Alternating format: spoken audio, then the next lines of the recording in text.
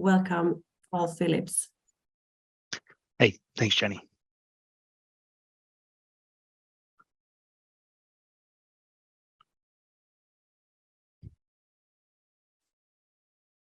Okay, so today I'll talk a bit about the next chapter of Novacura. I think everyone's maybe heard some rumblings about Flow Connect, and today we'll talk a little bit about what Flow Connect is, and you'll get an insight glimpse of it. I think before we do that, it's important that we take a look back at what we've done over 2022. We'll talk a little bit more about the future of Flow 6. And as Johan hit on some cloud trends, what we're seeing in the market and how we're positioned to help you achieve your goals in this new cloud world. And then a little bit about Flow's future in that same cloud.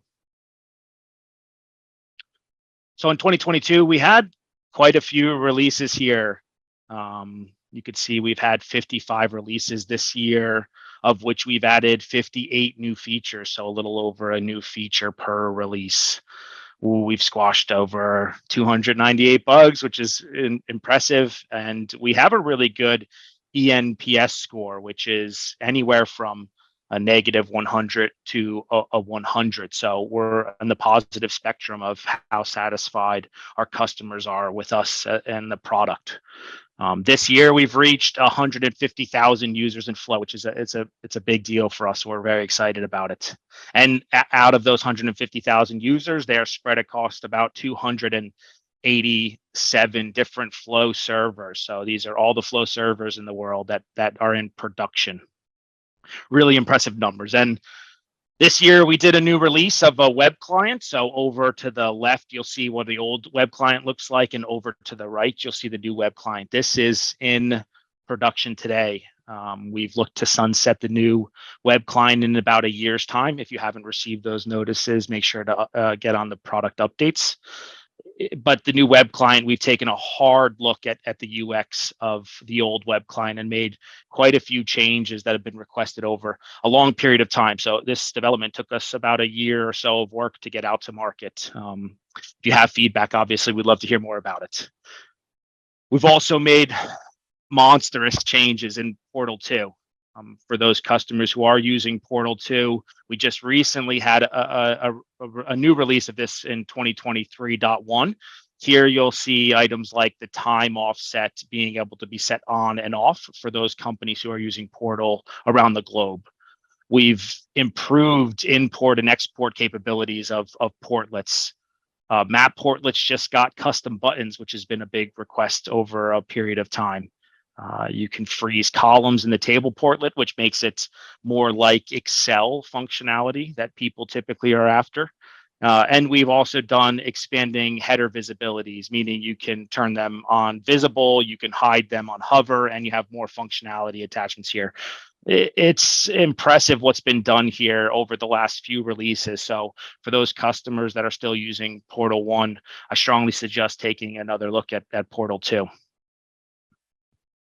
And one of our biggest releases that we continue to develop on is IFS OData. Here, we've released what we think is a no-code connector to IFS OData standards. It is a best-of-breed solution that's out there, and how to connect to IFS Cloud, which helps us support your journey into the cloud environments.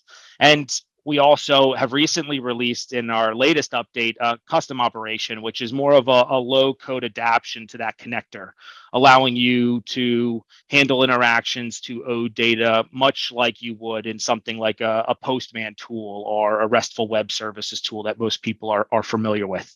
You know, I think in general, this streamlines the development process quite a bit for those who are a bit more technical than someone who needs a no-code solution, which also really positions us well for IFS Cloud and supporting our customers on the journey. But it doesn't stop there. We're also really looking at how we can build on Flow 6 more in 2023.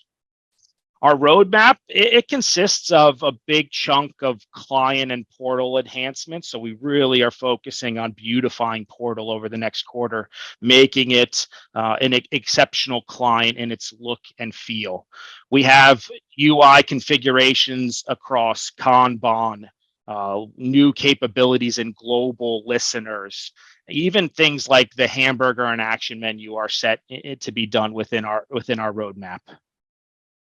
On a side of the clients, we also are looking at the marketplace, which we'll talk a lot about today in the second agenda item. And the marketplace for us is our web shop for applications. Instead of starting with a blank slate in our platform, you have the ability to easily onboard and utilize Novacura Flow for maybe more than what you're doing today. And we're investing heavily in the marketplace, particularly wrapped around submissions of applications and providing those capabilities to our partners and customers so that they can experience the marketplace, upload content, share content, and be part of a community. We will continue to advance the OData connector. Arguably a big portion of the market for us is IFS Cloud as customers continue to transition and we bring on more and more within our platform. It's important that we still continue to stay best of breed in the way that we connect to IFS Cloud, not only from a performance perspective, but also from a feature perspective in the connector. We do plan to continue out development. A few of those items that we have in the roadmap for this quarter are being able to enable projections within Studio, returning EE tags from read functions, and being able to order and select and deselect all the fields within a no-code projection. And one of the biggest items that we're taking on over the next few quarters, which I'll talk in quite a bit of detail about here in the next slide, is the integration engine. We see more and more demand from our customer base wanting to integrate systems more heavily in this cloud world. And that means, bringing in on-premise systems, but also cloud-based systems. So for us, it's really important that we're able to help our customers achieve their goals. And to do that, we're going to enhance some of our capabilities within the cloud product. So let's talk about flow integration in Flow 6. We have a goal this year set to build out integration capabilities by Q4. Today, we have quite a nice integration system. The ability to move data back and forth is something we do pretty well, I think. I think we could always do better. And what we'd like to do is try to achieve what our customers are constantly looking for, which is massive amounts of information passing between multiple systems and doing that through differing triggers, if you would. So today, a lot of our flow is developed as machine workflows inside of Studio. That Studio has sort of a headless client in the machine workflows, and in Studio, you can choose which connectors you want to go to, IFS, the database, Infor, and others. The component we want to add on top of this is triggers, the ability to allow flow to be triggered different ways. Today, most of our triggers in Flow happen off of what we call an HTTP request, but we'd like to expand that functionality and take on more triggers. We'd like to do this in a scalable environment. So what that means is likely hosting inside of the cloud those triggers and being able to call those triggers. So the benefit here of moving this portion to the cloud is that we get this mass scalability on demand as calls need to be made. And then we can invoke those items and queue them as needed. So we're going to add the ability to have a queue to those triggers, which would then be consumed as needed or as the system can handle them. And they'll run those same exact flows through the integration engine that exists inside of Flow today. So we have a runtime engine that exists down at the server that's happening typically in machine workflows. We will quote unquote cloudify that, and you'll be able to execute in the cloud again with this ability to scale up and down as needed, meaning performance would drastically increase. And then we'll do some polling service that will allow us to bring that information back into the Flow 6 server to go on the similar path and ways that you used to do inside of Flow server itself. The goal is to, again, get this product out to market by Q4. I think it's an ambitious goal and one that we're really excited about, because we often get these questions about how can we integrate, even IFS 10 or Infor M3, and particularly IFS Cloud with other systems, and how can we do that at scale, and how can we use Novacura for more than just applications and web apps. So this is a really great opportunity for us to continue to expand our footprint and help our customers achieve their goals.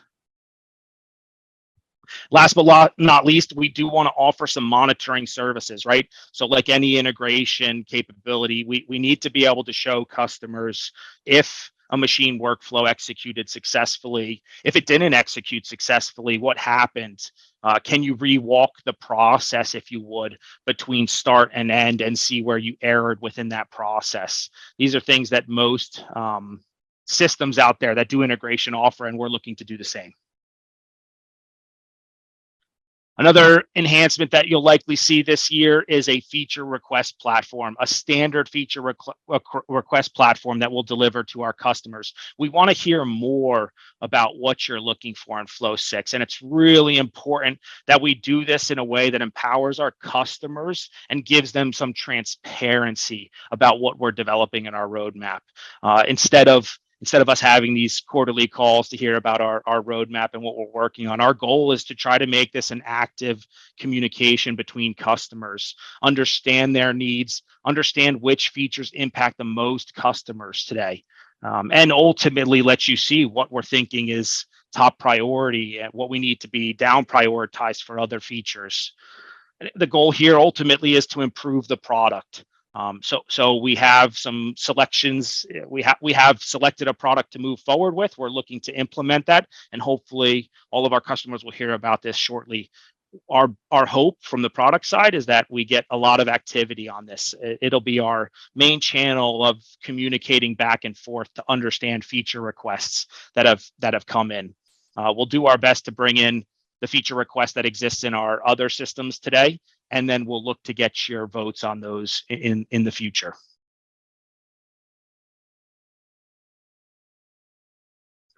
So I think it's important to also talk about the future of Flow in the cloud. Today, we have an offering for Flow 6 that's cloud hosted. We can talk a little bit about that, but really what's important is that we see the Gartner analysts talking about trends inside of cloud. Similar to what Johan was referring to before, you see people coming in and pushing individuals to cloud, moving customers to these new cloud evergreen strategies. And for us at Novacura, we believe that it will happen. It's a matter of when it happens. Gartner will suggest that there will be double the IT spend for enterprises by 2025. They're suggesting that ultimately that there's a risk for those customers who don't begin to adopt cloud. And it's almost inevitable that ERPs will exist in the cloud in the future at some point in time. For us, I think we take a little bit of a different stance on that. But it's also important to note that we do have a bit of lagging groups, I'd say. So, where we see big trends is where Gartner sees trends. In the US, I think cloud is being adopted like wildfire. We see most customers going to the cloud. Honestly, very few not going to the cloud, particularly within their ERP systems, but also for best of breed applications that they're integrating with. I would say anywhere from like 1 to 4 years, we see a little bit of lag within the European countries adopting cloud a bit slower, but they are picking up. And I think there are just other countries that aren't adopting whatsoever, but those typically we don't have a large customer base in today. So in general, we do see this transition happening even within our own customers. And I think some of the statistics that is shown inside of the Mentimeter right before this proves that this will happen in time, and a bigger percentage will start to adopt. For us at Novacura, we want to be positioned for our customers to help support you in that journey. Our goal is to make sure we're prepared when you're prepared. And that's why we've taken on an initiative like Flow Connect. There's been a lot of strategic themes that have wrapped around the why we've chosen to take on such a big project like this. One that's true to my heart personally is this customer connection. The ability for us to be able to support our customers better, be able to have access when the customer wants us to have access, to see the issues and help troubleshoot them more real time. Today our process with the differing servers, differing versions, there's often this large communication that goes back and forth between us and customers before we're able to resolve issues appropriately. In a new world in the cloud, one of the biggest benefits is that we can just communicate and see apps real time and how they're working if you want us to, and ultimately fix the issue much simpler, much easier, and ultimately increase customer satisfaction. We also really want to get to a common platform. What I mean by common platform, today we have a lot of quote unquote decentralized parts of our architecture, but it's you could tell sometimes that Portal looks a little different than our web clients, and our web clients look a little different than Studio. One of our goals is to make this a seamless experience for our customer base, not only from onboarding, but even coming from older systems into Novacura. We want to make sure that the product looks and feels the same. It has the same experience, no matter which client you're on.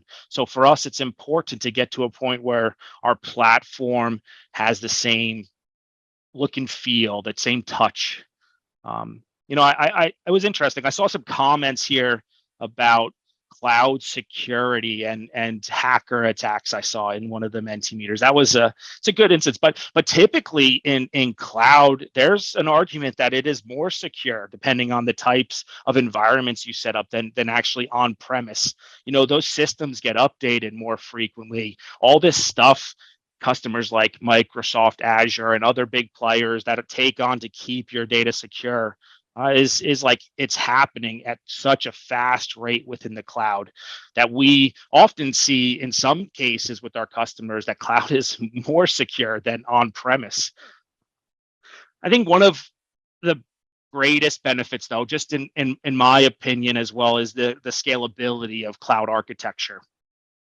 Flow today, when you install it on prem, it has benefits, but it ultimately runs off of the hardware that you provide it, right? Which could be some amount of gigabits of RAM, and sure, you have some server storage, you name it, right? But inside of the cloud in the future, we have this ability to scale up and down what we call microservices. And the benefit of that becomes that you now have a system that can meet many demands of many users, come up and down as needed based on that demand. Like any system that you probably use today inside the cloud, you don't see these things behind the scenes, but it's beautiful how they react across geolocations, right? So a customer in United States and a customer in Australia can access the same resources halfway across the globe and do it well because of this geo replication and scalable architecture. Another one that I think we hear quite a bit is telemetry. Telemetry is the concept of using the data that exists inside of the system to be able to make some analysis. And I'll talk a lot about business process mining today and our future thoughts of what this looks like in our platform, mixed a little bit with AI and how we're gonna start to use some of the data to help our customers make better decisions on their workflows, not only in where to spend time developing, but also where to help the users out more. How long are they spending within individual screens? Can you change that screen? Are they failing in certain areas? What should you do to develop that app to make it more seamless? What's the most used application? And I'll talk a little bit about how we can use AI and insights that analytics that we capture in telemetry to seriously increase Novacura's, I'd say, satisfaction to the users. And then also from our perspective, one of the nice things of moving into this microservice architecture is the ability to deliver on features much quicker. Today, with our differing versions of Flow, there are times that a customer doesn't see a new feature for some time, and the upgrade process might take a year, might take 2 years, could take longer.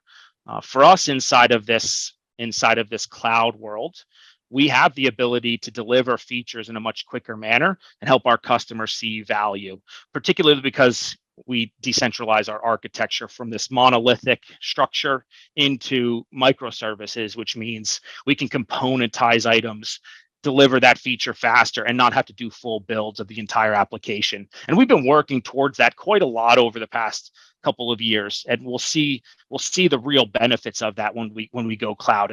And by we, I mean us as a group here, right? Our customers will see the benefits. So, seeing is believing. I have a quick video here to show what Novacura Flow Connect looks like. What you'll see in this video is developing an application. And that application will be ran on an Android device. So, this video was created maybe a month or two ago.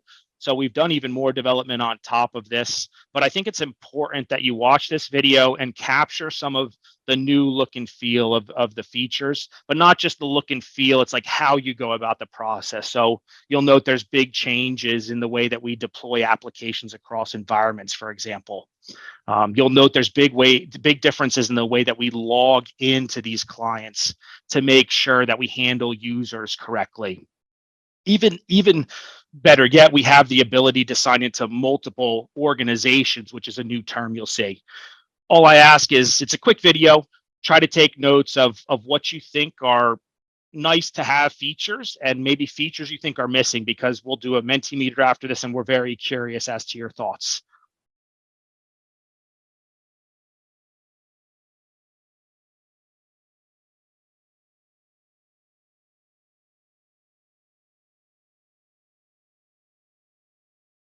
So I'm just going to turn on my sound real quick so you can hear just like I can hear.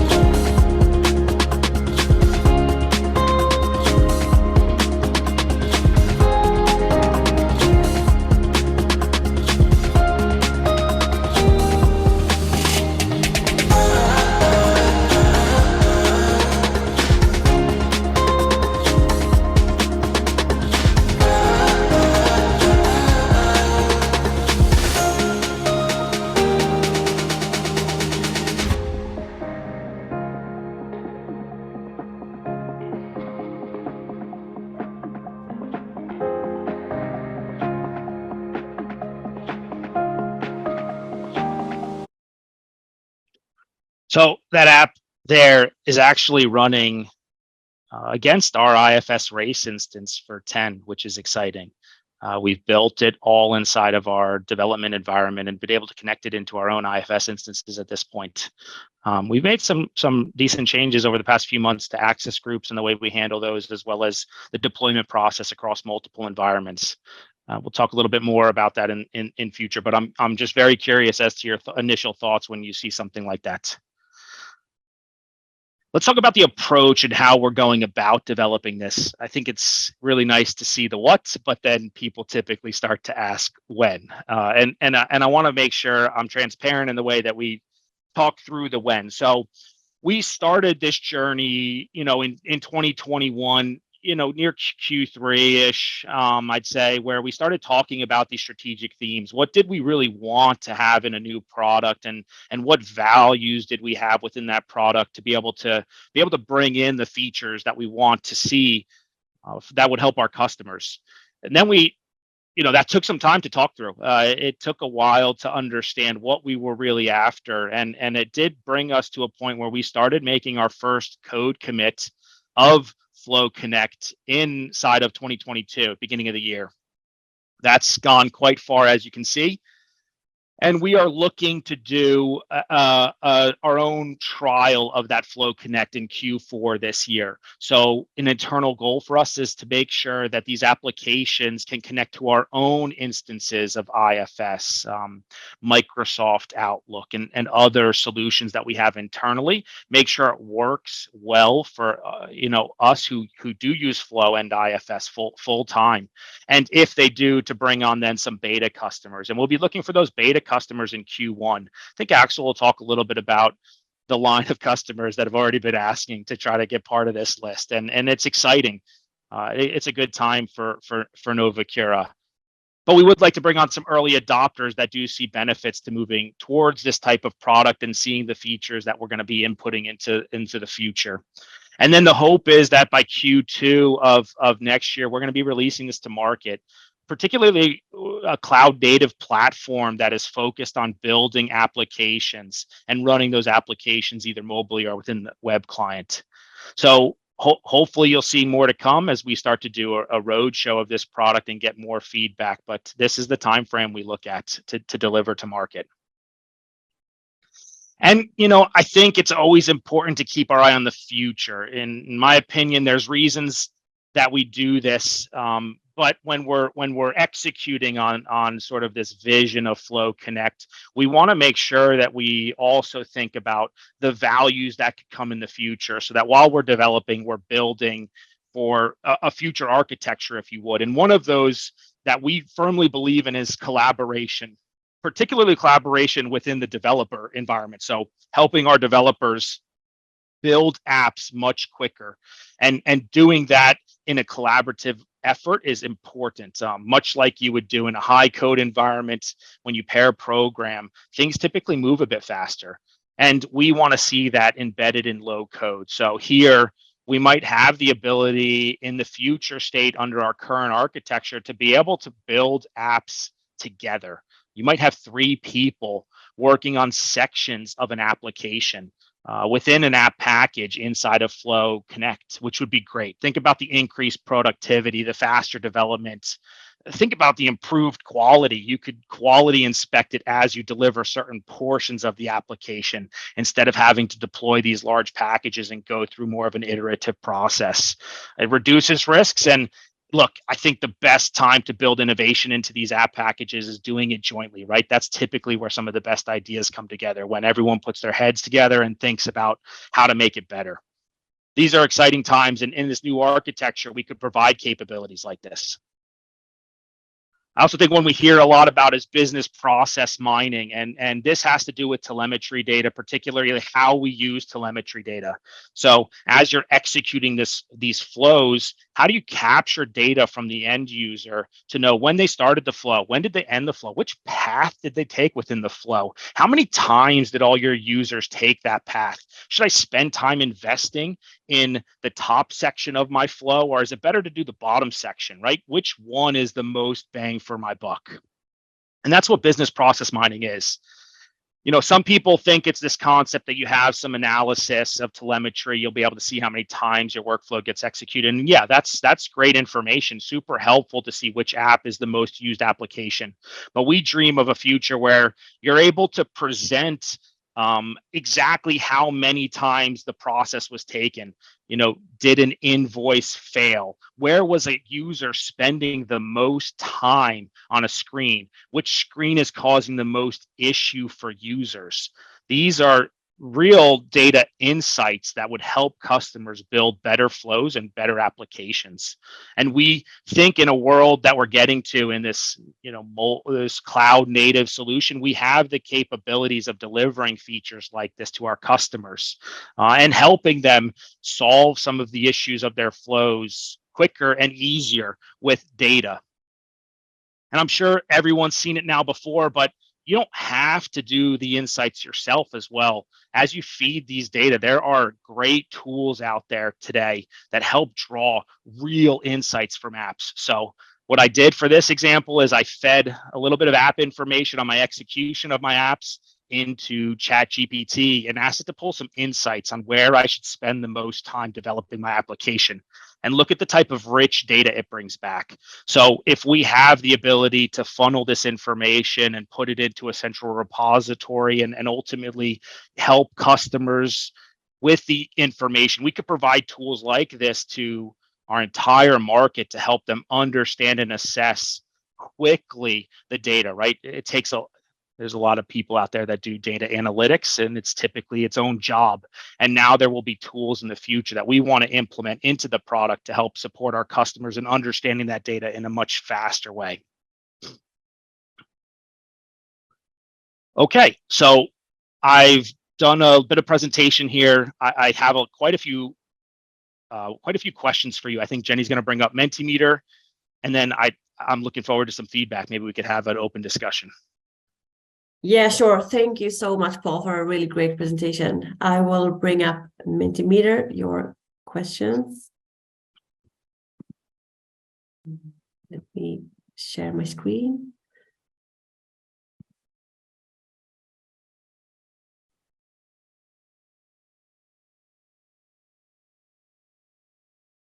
Let's see if we can move on from your ones to Paul's. Like I said, it's really slow. There. How likely are you to use this Flow Connect product? Love the answer already. Yeah, me too. It's great.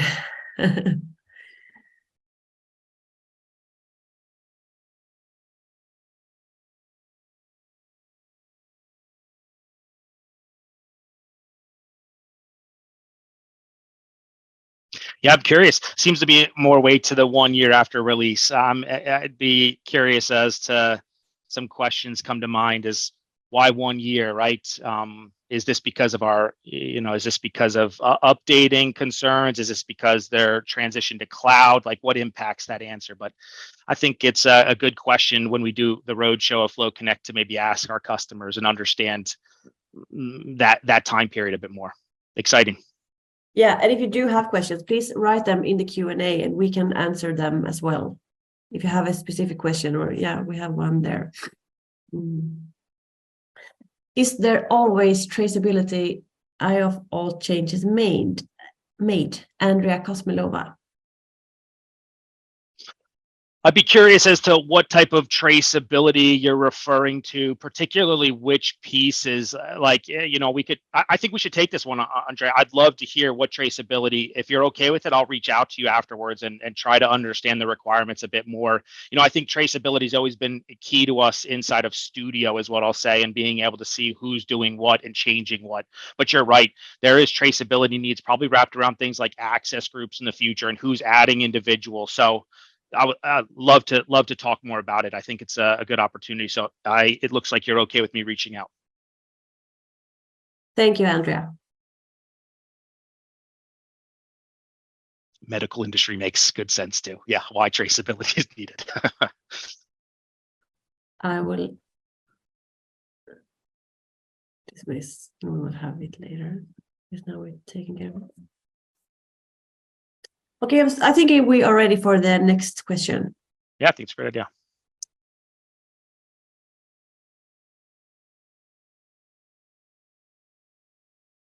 Yeah, it's really slow.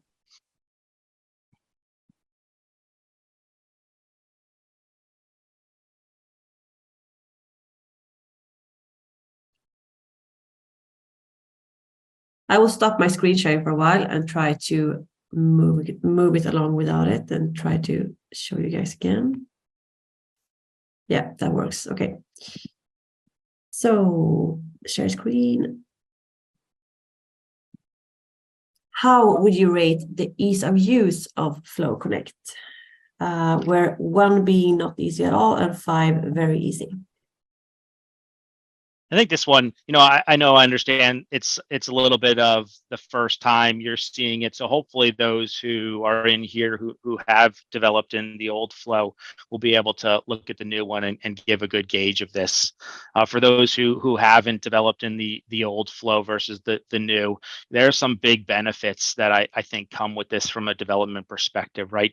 Particularly the push deploy to environments versus the need to subscribe and read off of those changes, set up.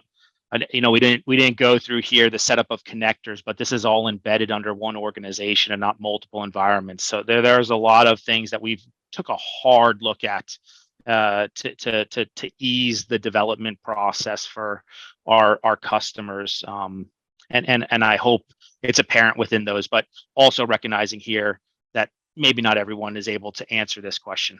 No, we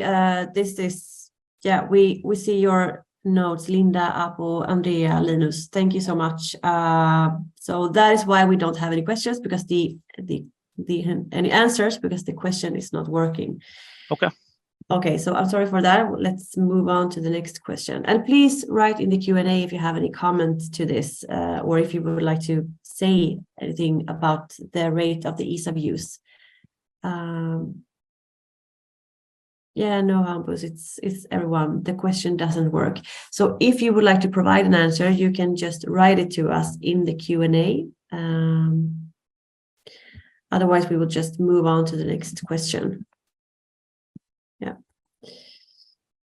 So maybe this is the same in its current state. How well do you think the Novacare Connect meets your business needs? Not at all very well.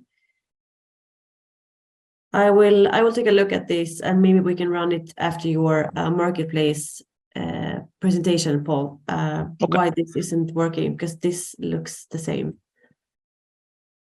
So the next, which of the demoed and future capabilities of the new Flow Connect might be most useful for you? This should work, I hope.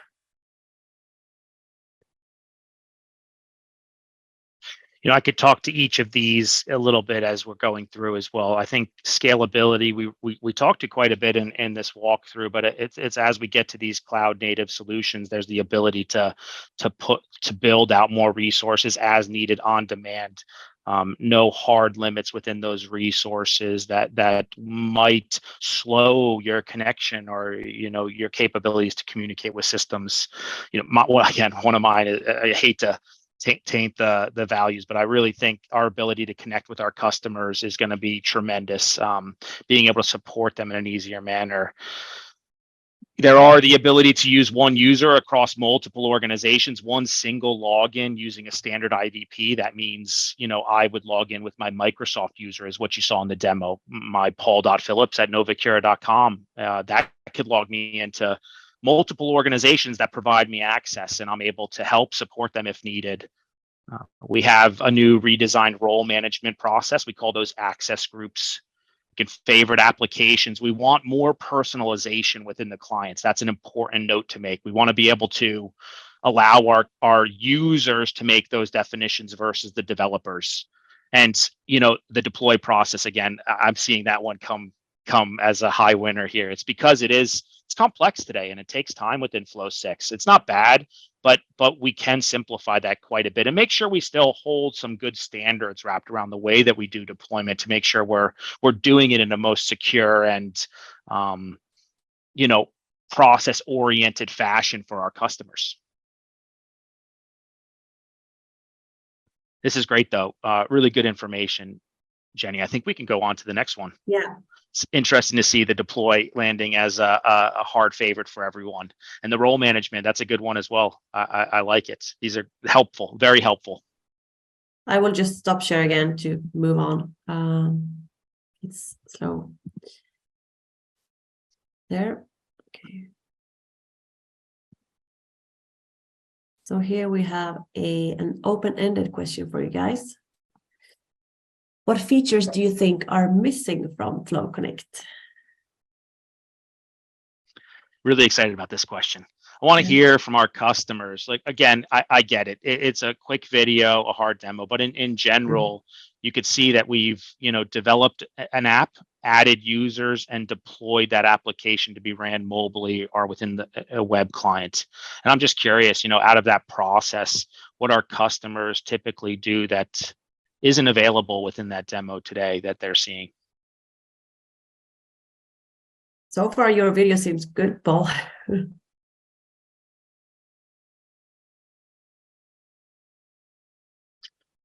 I think blank is really good, right? Because that just says that we're doing everything. So if no one's got an answer to this, that's like super positive, but I can't imagine there's not something. Yeah, needed to be tested first to be able to answer enhancing logged options, environmental variables. Yeah, that's okay. Look, I think that's understandable in my opinion. Oh, debugging. Yeah, that's a great one. So we are going to rework the test bench. I like that one. And that is the plan to do it a little bit differently and better. But one thing that wasn't really called out in the video that you could tell is we actually don't do commits to run the application in dev in the future. So, one thing in Flow 6 is we have many, many commits to end up running things like seeded inboxes. In the future, you just need to save that and you can ultimately go run that in a development environment. So within the client, you saw in the video, there was a test selection and a production selection. That'll work a little bit differently. And look, I want to appreciate people who have put some thought into this, and also those who can't answer. We're going to go and do more live demos of this to our customers. And when we do that, we really hope to get this type of feedback. So even if you're leaving this saying, I can't answer this today, you sleep on it, we'll come to you again and we'll do another demonstration. And at that time, you'll have some time to digest. We really want this feedback. So flow modularization and code reuse. I'm curious about that one. I think I like the fact we are thinking about the ways that we're going to handle fragments in the future, both at a global and application level. So I don't know who answered that one, but I would love to hear more about that. If someone in the chat would just step up. I don't want to, if you're okay saying it was you, I would love to reach out afterwards and talk about that.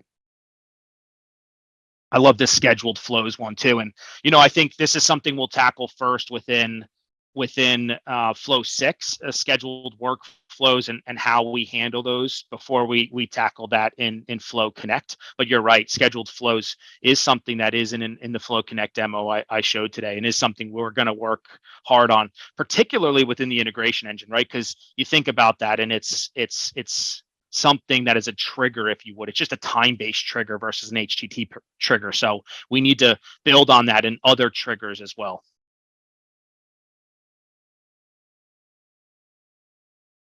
Yeah, look, stability. I love that one too. I think easier development, add logging, and improve stability.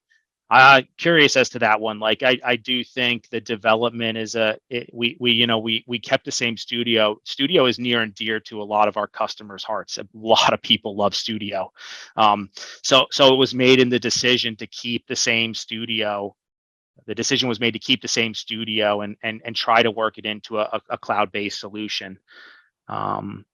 I'd like to know a little bit more about logging and what capabilities we do there, particularly wrapped around development. I'm thinking this users and stability, and I'm assuming it's stability of the studio. So I hear those comments. Those are good ones.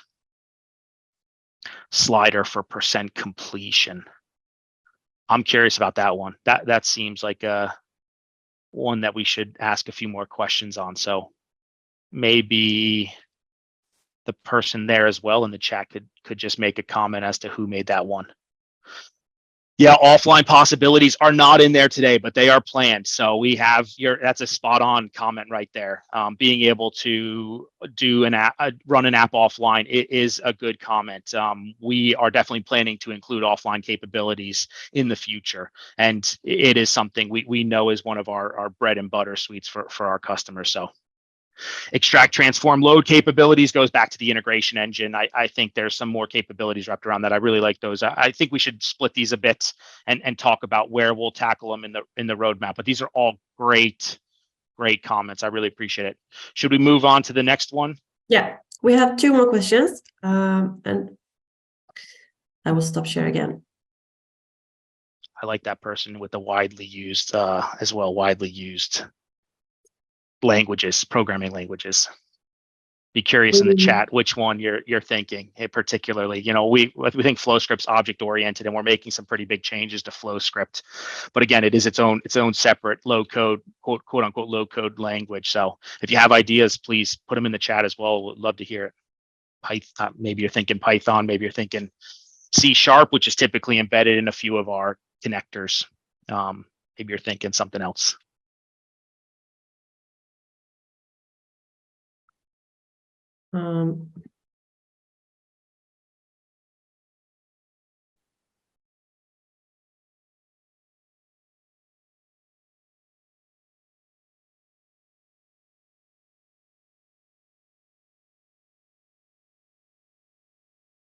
So this is the last one, because we had one more that didn't work. So what other features do you think are missing from Flow 6? Yeah, I think even looking at some of the answers that came from the last question, this could be dragged over to some of these, in my opinion, right? I mean, I saw the ETL comments, the scheduled workflow items. These are all things that I recognize we could execute on in Flow 6. But very curious here to what features you might want to see. It's the first time in a little bit that we've shown our roadmap for features in Flow 6, focusing on Portal 2 here, as well as some client adjustments, as well as the integration engine items, which really interesting because others have this we have these others sitting over inside of our other product, right? But I like this one about embedded PDF viewer. I'm assuming you mean embedded PDF viewer in the mobile clients, because we do have one inside of Portal 2 today. Environmental variables. Okay. I'd like to hear about that one in a bit more detail. Because we do have like user specific environments, as well as user specific variables, as well as environmental global variables. Those can be text or table. So that one's interesting. Yeah, we get this one a little bit more support of Excel sheets. There's a lot that can be done, just FYI too, in our REST connector to connect to Excel, particularly if Excel is in OneDrive. And I don't know if you get to explore the Excel APIs much, but if you do have time, strongly suggest taking a look. They have great documentation in Microsoft as to ways to connect into those. And I think, some customers handle spreadsheet capabilities through CSV as well, like how to bring those into tables, import, export, but there's always ways to get better. We look at our portal as well, Portal 2, and it's not Excel, right? But it is something we try to make somewhat Excel based. We want to make it feel like a user's used to within the way that you tab through views. And if you haven't looked at Portal 2 and the changes we've made in our release notes, strongly suggest doing that, because we've made pretty big changes within the table portal. And if you look at the roadmap, there's even more to come. C# Python was perfect. Look, it's on the same page, I guess. Stronger UI functionality. One example, data grid and column filtering. Yeah, I think this is a great one, right? I think the personalization aspect is critical for our end users. Look, it's the next comment too, right? Personalization capabilities, being able to allow not the developer to select how a user wants to see the information is something that we do believe in, right? A developer has a good job of developing the app, but typically end users want to handle the information in different ways, and being able to set that at a user level is important, like any app that you have in your hands today. Yeah, particularly wrapped around button placement. I love that one too. It is something that's come up a couple times. Button placement is it's never a beautiful screen when you have 10 buttons on a screen, right? And they all go inside of a column line. So I hear that one loud and clear. Okay. Can you scroll down a little bit, Jenny? Thanks. Yeah, possibility to create dedicated mobile and desktop. I love this one too. This is like, white labeling applications, posting them to, I'm reading this as posting it to the Android and iOS store as your own individual application, wrapping them, if you would. This is something that we've talked a lot about in the past. It's the second one for button placement, which I really like. Agree on personalization. Also get a lot of requests on fonts and colors. Yes, tell me about it. It's near and dear to my heart. So fonts, colors, rich text editing within a screen. These would be things that allow developers to make apps a bit more beautiful, right? And give some more options within the studio. So love that. An option function.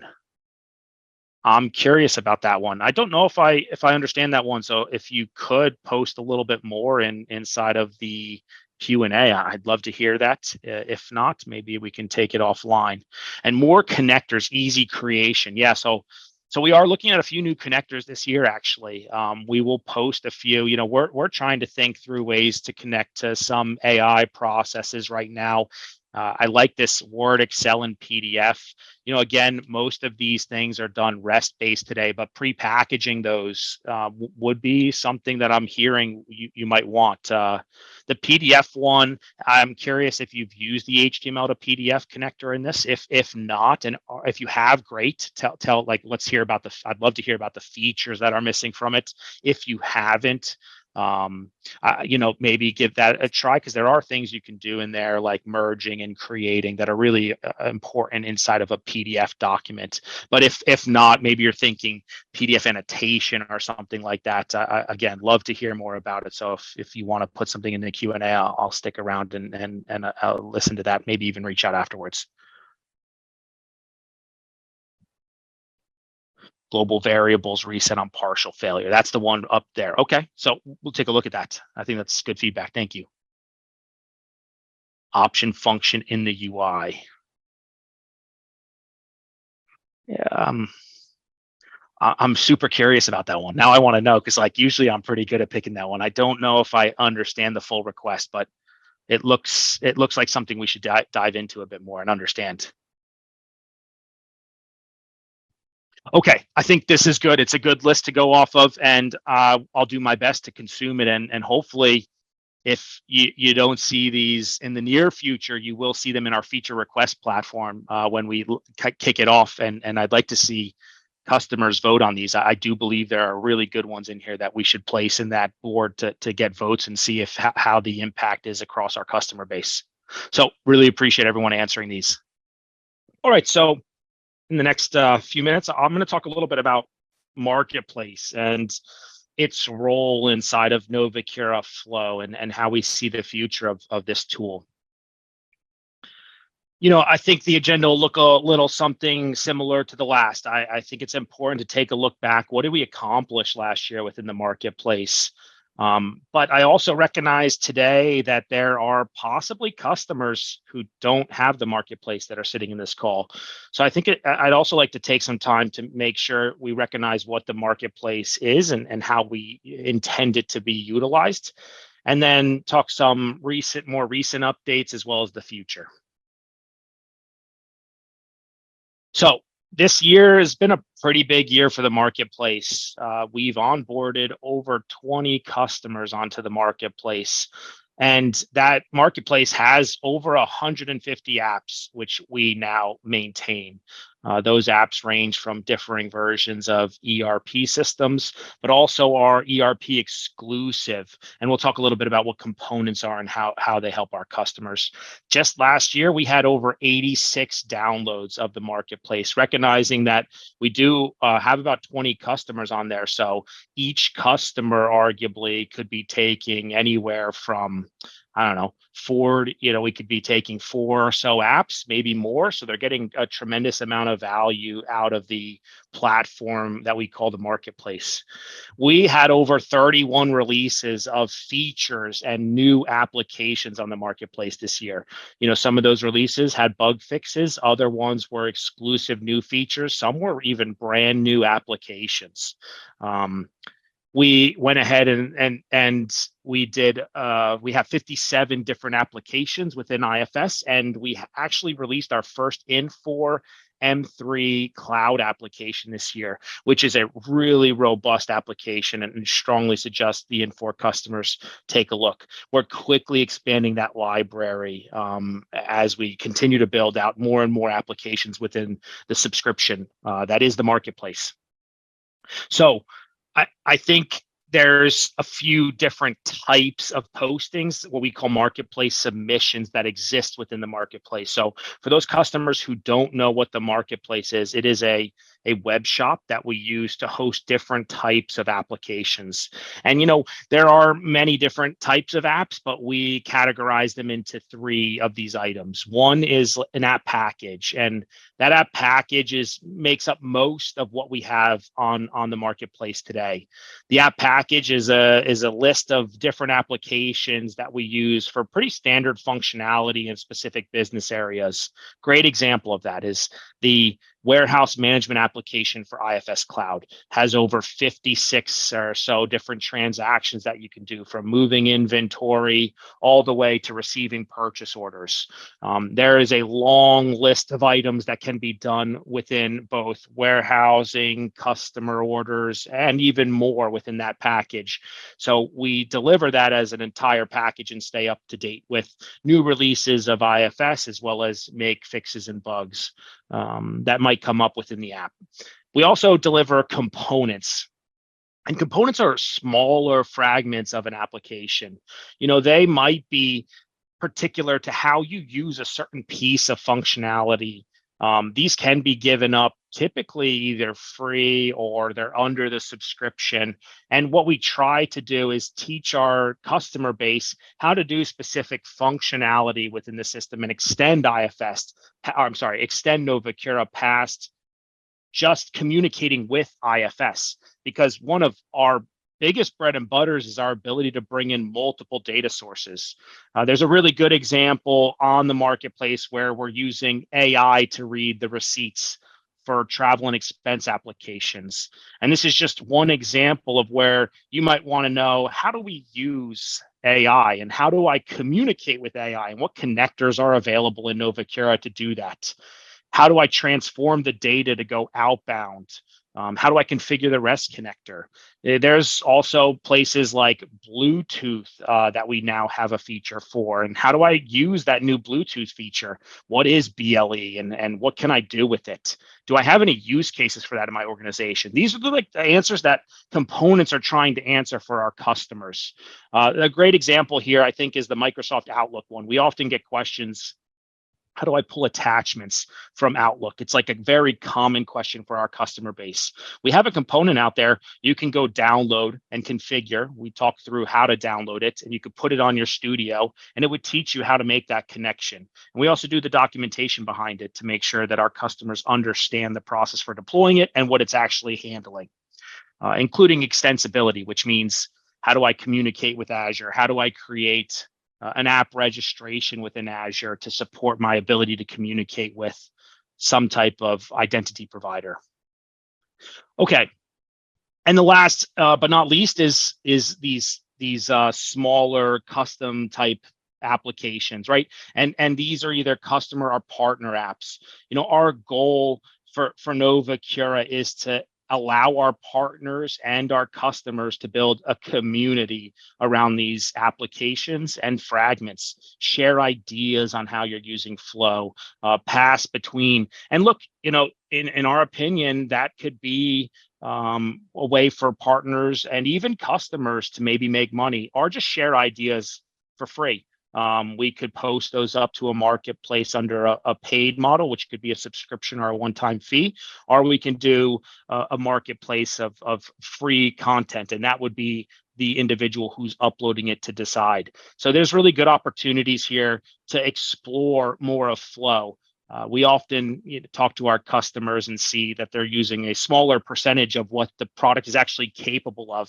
And when we ask why, it's the fact that some of our customers haven't had the opportunity or the knowledge to explore and want to know more, but haven't been given that opportunity. And I think our marketplace is just that. It's our reach out to our customers in hopes of helping them explore those capabilities a bit more. So strongly suggest, if you haven't seen the marketplace, I would go to marketplace@novacura.com and just spend some time perusing, watching some of the videos, seeing what apps are out there.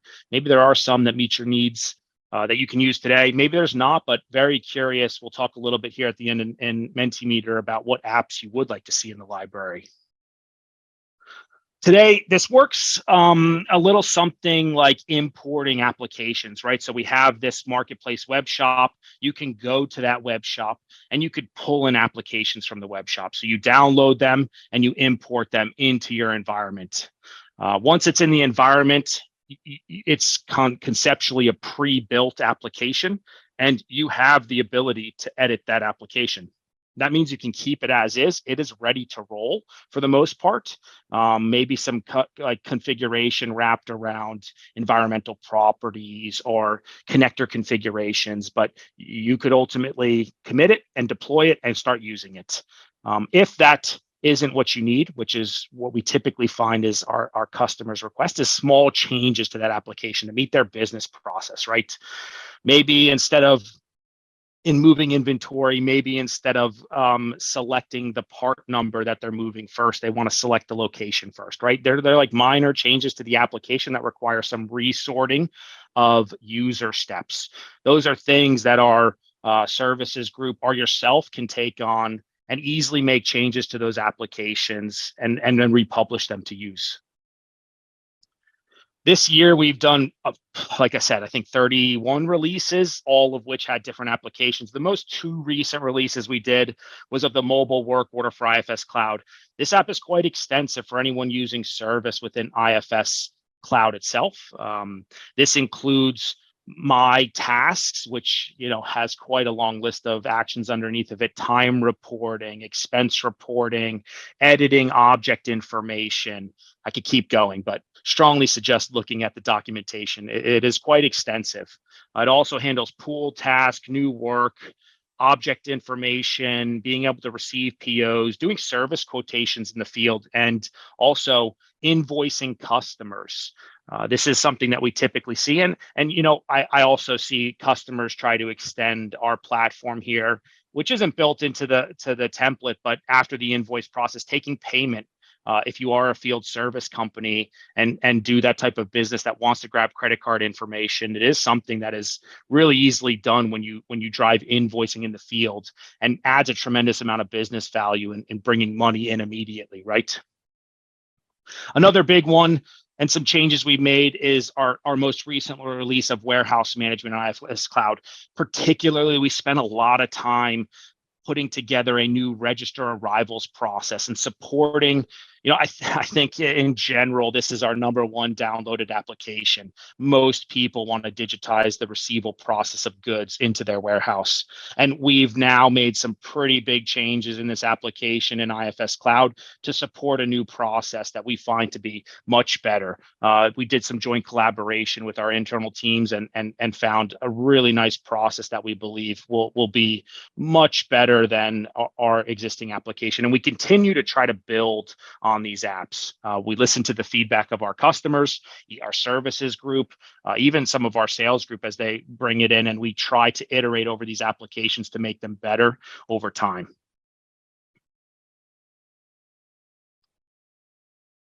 Our roadmap is broken down a little something like this within the labs group. So we're about to take on a pretty big project within the marketplace web shop, and I'll talk a bit about what that means. Today, we do have a web shop. That web shop does support our current customers that are onboarded to the marketplace in regards to how they download, how they consume information, and ultimately get it into their environments. But it doesn't do a great job of supporting our customers and partners in uploading information to those. And we really feel that that community could help drive more use of Novacura. So we're going to take on a project to build out a new marketplace web shop that will actually support that journey for our customers. And I'm going to show you a little bit of concepts on what we think that looks like future state.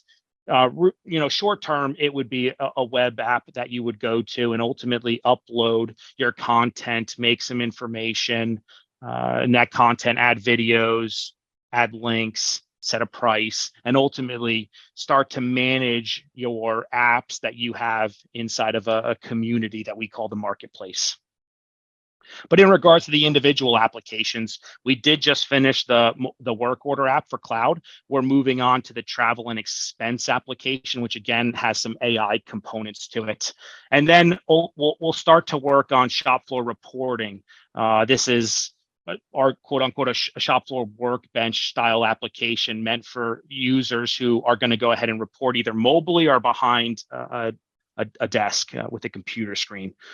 Then we'll talk about work task scheduling, and we'll likely look for more feedback on what we should prioritize in the near future. For our labs M3 team, they're going to be working on, they just finished the receive PO app. They're going to be working on inspecting PO, which is near delivery. They'll also be doing put away PO and picking delivery, all on M3 cloud. So it's what our next few quarters look like as we make these new releases to the market.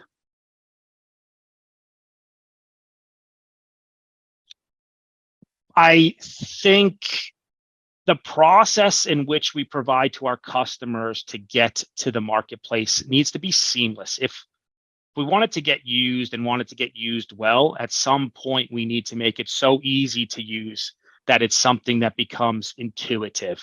Right now, we'll take a step process through that journey. Immediately, we won't have what I'm about to show you embedded inside of our studio environment, but the future will be to get these tools integrated. I talked a lot about that one platform concept in the beginning and how we have an ecosystem of apps, but want to bring it all together.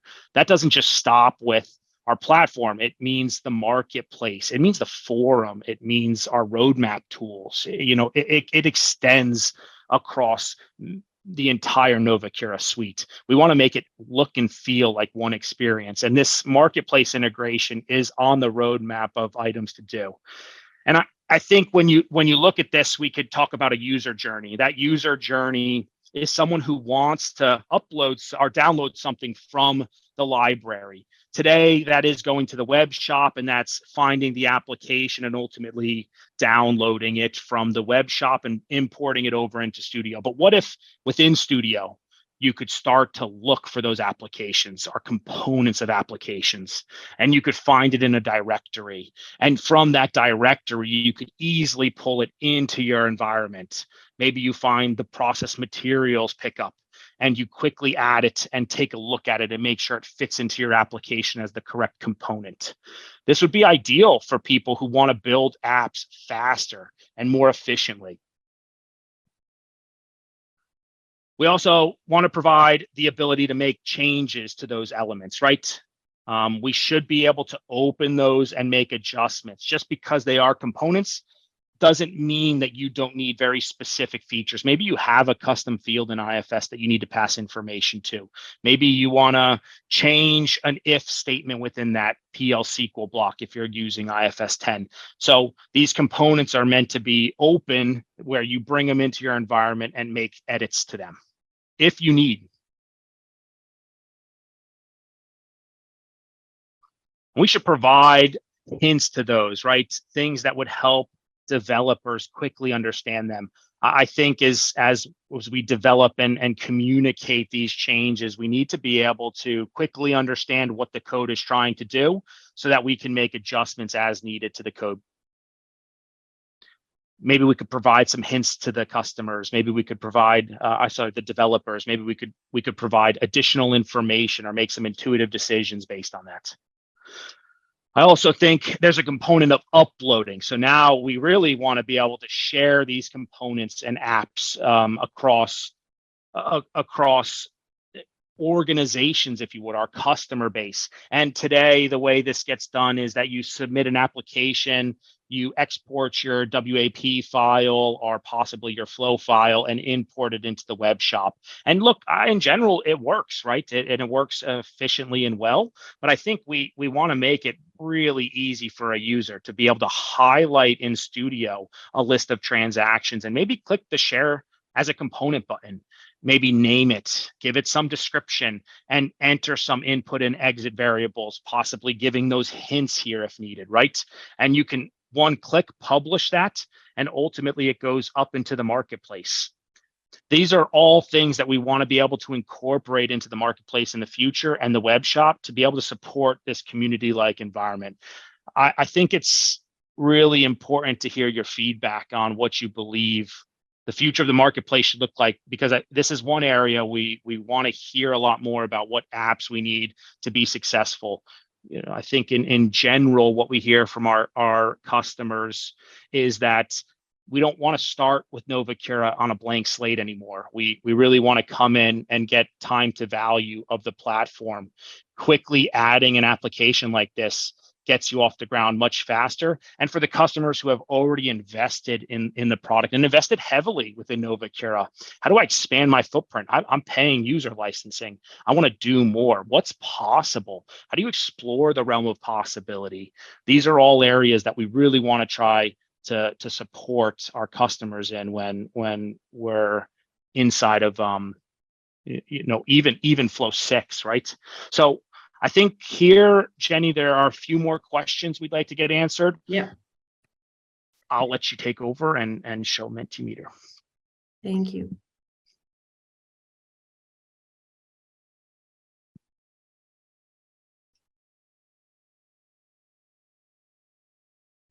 So this question is a really interesting one. I'm very curious, based on the stuff we've talked about today, not only in the product and the marketplace, how likely are you to recommend our product?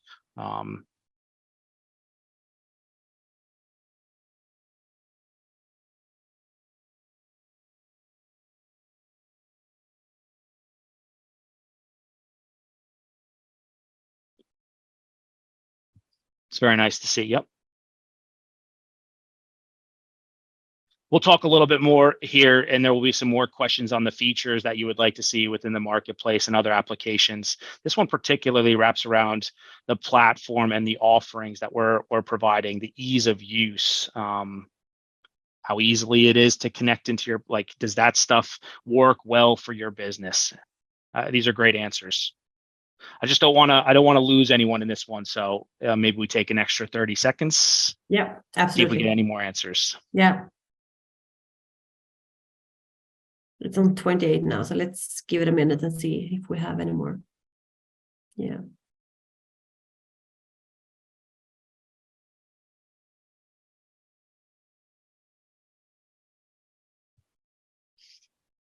I love the spurt of answers there. Thank you. Yeah, that's good. Okay, I think we can move on to the next one. Yeah.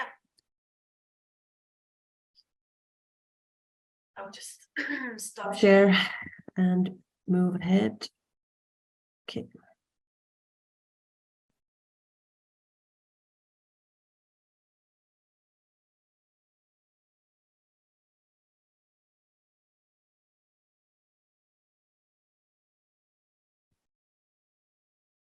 What type of marketplace application should we pay most attention to? So I talked a lot about the differing marketplace apps, and we referred to components versus app packages, which is a total solution. What we're asking here is, which ones do you see most value in?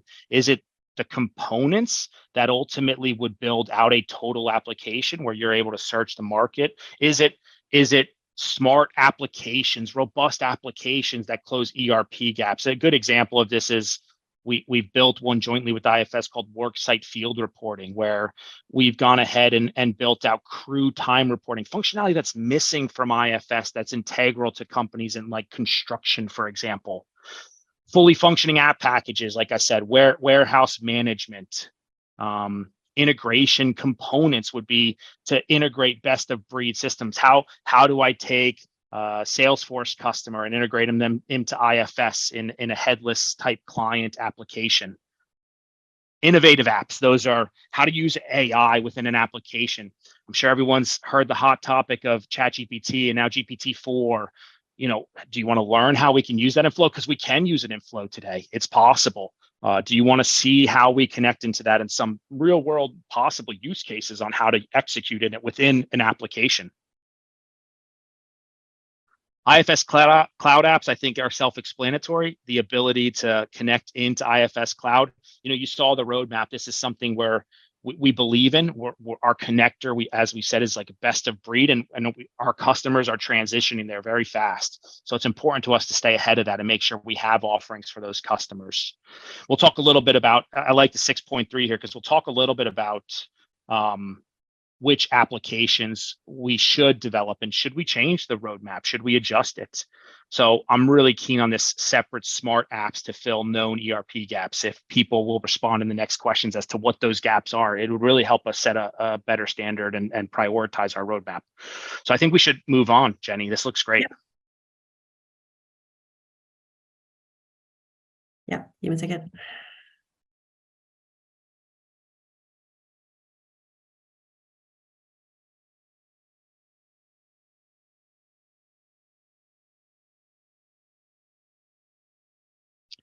Yeah, so this one, I think we can start to answer some of the questions, right? So we've talked a little bit about the apps we have. We have warehouse applications. We have travel and expense applications. We have work order applications for field service and work in the field.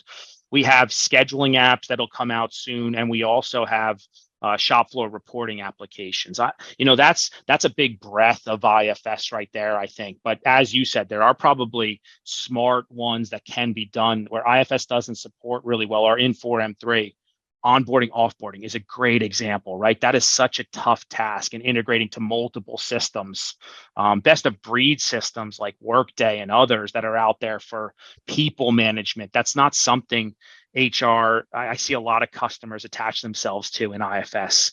CRM is another good example, I think, of that. Yeah, look, there we go. Examples interacting with MS Graph. So the Outlook one's a great example, but doing more of that. I love that one. Salesforce is a great example as well. Probably one of the top tier of connectors that we need to look at, right? And how to communicate well with Salesforce. We have the capabilities today. We do it for some customers if you don't know that. Purchase requests, purchase approvals. Okay, that's a good one. Invoice approval. I love invoice approval, particularly I love invoice approval because AI processes that fit so well into that, right? And the services that you can now use to automate taking an invoice that's paper and bringing it into an electronic format. User creation combined with permission. So we do have a permission manager on the marketplace right now that consumes a flow and then ultimately builds a permission set wrapped around that flow, because we do know that things like projections and possibly even just standard APIs need to be deployed. I love this one though, and I think it's something we should take a harder look at. Yeah, integration examples is a great one. I would really love to see if you can add multiple. What type of integrations, right? Be specific. What systems are you using as best of breed systems? The Salesforce example is a great one. Procore. Are there other BOBs? Workday, right? Like, let's talk about integrations and then give me maybe a specific even use case of that.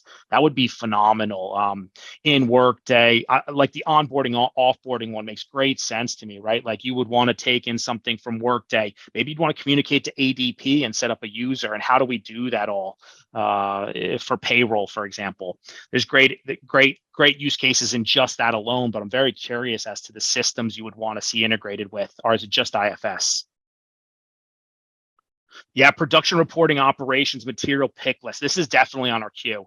I think we see a lot of our customers in Infor M3 do warehouse style management. Maybe I'd say warehouse logistics is the biggest portion of our business right now, but there is absolutely a need for shop floor reporting, and that production entity is right behind the warehouse management. So this is a great one. We'll probably be reaching out when the time comes to see what type of features you would like to see within that. monitoring and system health. You guys are near to dear to my heart with the REST APIs. Like, it's such a powerful connector today that is underutilized, and it's underutilized because it has a lot of capability. Sometimes it can be complex to set up for your one use case that you have. Again, I would love to see what examples you're looking for. We could build out a long library of REST configuration projects and how to set those up.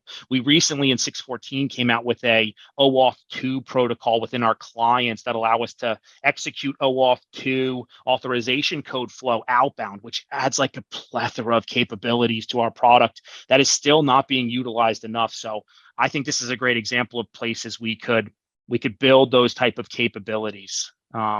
We could build integrations and just small apps, components, if you would, to communicate one instance and show an example of how the REST connector needs to be configured.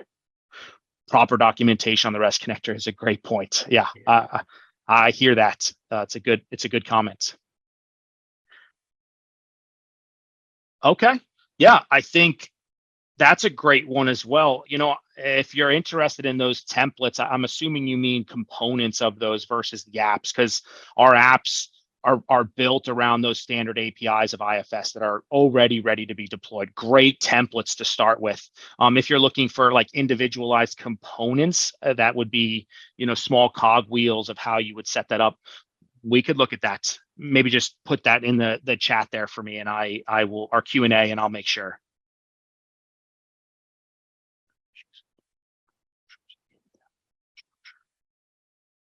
Yeah, financial ones. I love the financial ones too. Like, isn't finance and just in general, this stuff is tricky within IFS, and how to make that more easy for a user.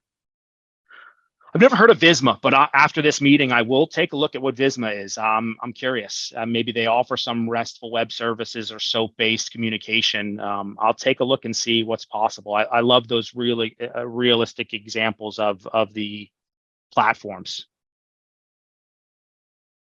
Okay, it seems overwhelming, right? At this point, that there's a lot of people who want to talk about permission sets, user management, and security items, and particularly in all ERP. So I guess it stretches from IFS to Infor M3. Good examples.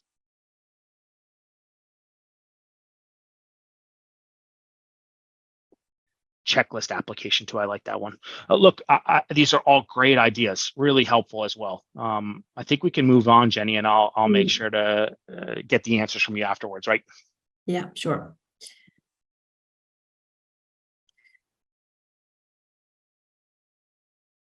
Yeah, we have one last question, but that is also one that might not work. But I will share it, and we will try. Otherwise, we just.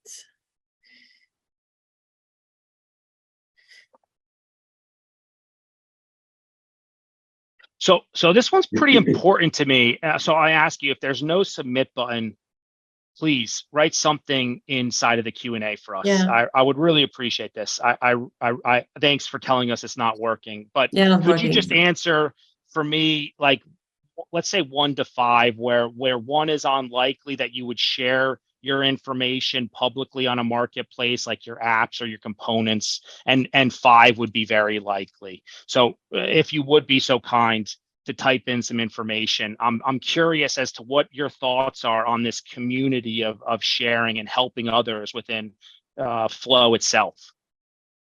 Thank you, Andrea. Thank you, Hans. Yeah, that's good. Very nice.